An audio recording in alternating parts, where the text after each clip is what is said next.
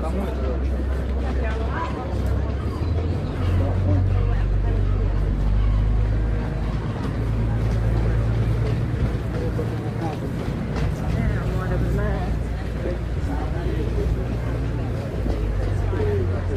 Giusto a domani sera, sì, si vede l'altra persona.